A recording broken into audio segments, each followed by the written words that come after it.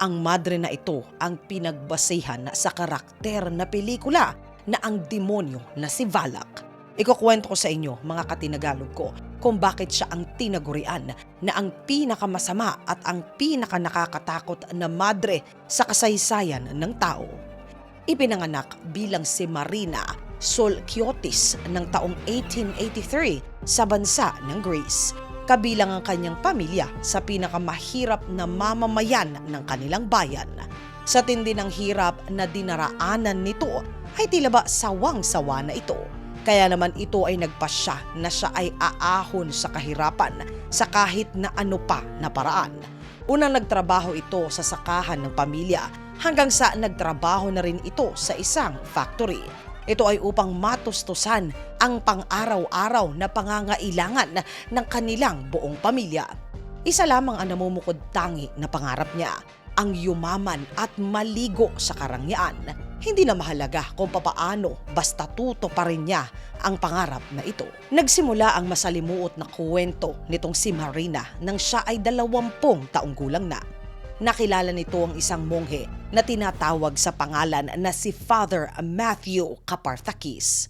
Sa panahong ito, ipinaglalaban ng pari ang kanyang kalituhan sa pananampalataya. Kaya naman tumiwalag si Father Matthew at bumuo ng sarili nito na sekta na siya namang tinawag niya na ang New Calendarist. Sa pagtatag niya ng bagong kumbento, kasama na niya itong si Marina. Dalawa ang layunin ng pari. Una ay makakuha ng bagong mga miyembro upang bigyang papuri ang Birheng Maria.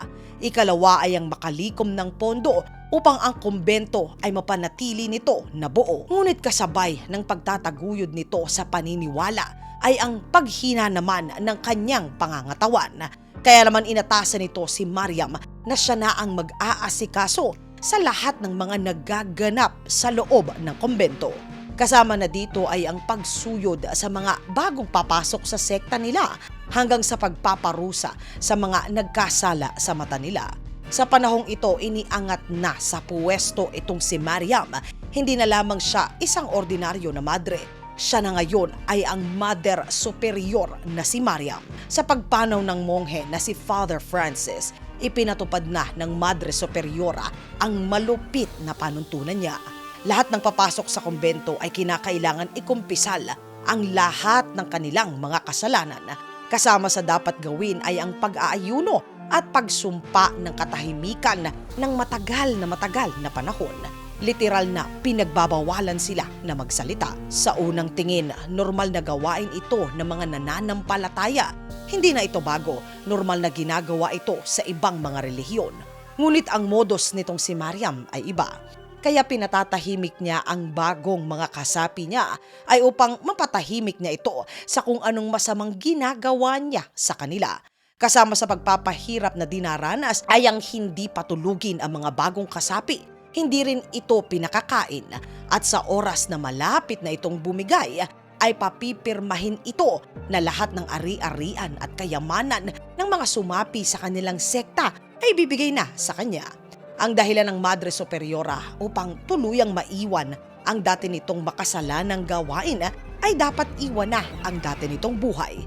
Kasama na ang lahat kanilang ari-arian at maging ang kanilang yaman. Kung napapaisip po kayo mga katinagalog ko, sino naman ang magnanais sumali sa ganitong uri ng sekta?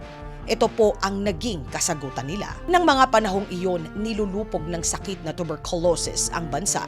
Walang lunas pa noon na nakikita. Kaya naman ang tanging pag-asa na lamang ay ang sumampalataya.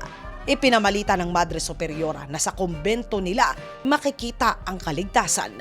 Dahil daw sa taas ng kumbento at sa mga dalubhasa sa loob nito, gagaling ang kahit na sino. Ngunit sa totoo, ang tanging doktor lamang na nakakapasok sa loob ng kumbento ay sa tuwing pipirma sa death certificate ng mga pumanaw na kasapi nila. Minsan, ang isa sa mga anak ng kanilang bagong kasapi ay labis na nabahala. Nang malaman nito na ang ari-arian ng kanyang ina ay bigla na lamang naging pag-aari na ng Madre Superiora. Nang pumunta ito sa otoridad, sinabi nito na hindi gagawin ng kanyang ina na ipamigay ang ari-arian ng kanilang pamilya. Kaya naman ng ika-4 ng Disyembre ng taong 1950, sa pilitang pinasok ng mga otoridad ang kumbento at nagulantang ang mga ito sa kanilang hindi inaasahan na natuklasan. Kinailangan pa ng 85 kapulisan upang galugarin ng 2 araw ang buong kumbento.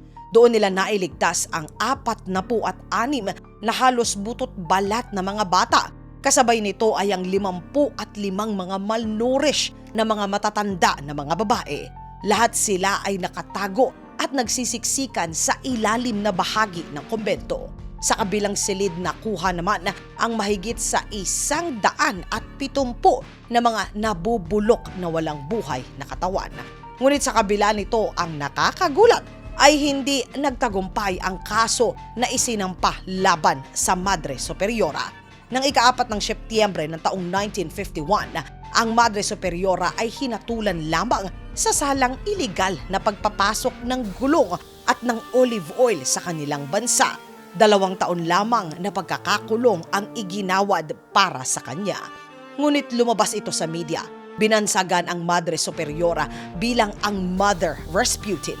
Sa pagkalat ng balita, mas dumami pa ang lumantad na siya naman ang naging mas matibay pa na ebidensya laban sa Madre Superiora. Sa dami ng ebidensya, walang alinlangan na nagkasala nga siya. Kaya naman Pebrero ng taong 1953, ang suma total ng kanyang magiging parusa ay 16 na mga taong pagkakabilangguna. Lumabas na mahigit sa 200 ang bilang ang nasawi sa mga kamay niya. Taong 1954, sa loob ng piitan nang bawian ito ng buhay. Ito ay sa edad niya na 70 taong gulang. Patuloy pa rin naman itong itinanggi ang akusasyon laban sa kanya. Ayon sa kanya, nagawa-gawa lamang ng demonyo ang akusasyong ito laban sa kanya.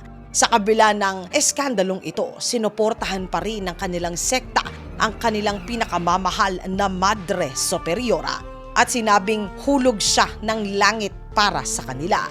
Hanggang ngayon mga katinagalog ko, buo pa rin ang kumbento at marami pa rin ang mga sumasapi dito. Sa madring ito ibinase ang nakakatakot na karakter na madre sa pelikula na Conjuring na si Valak.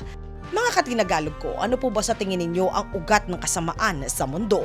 Pera ba, inggit, o di naman kaya ay pagkamuhi? Isulat po ang inyong saloobin sa comment section sa ilalim upang sama-sama naman po na ito ay ating basahin. Ang may pinakamagandang sagot po ay magkakamit pa rin ng 100 Gcash load. Mga katinagalog ko, maraming salamat po sa pagsama ninyo sa segment natin sa araw na ito.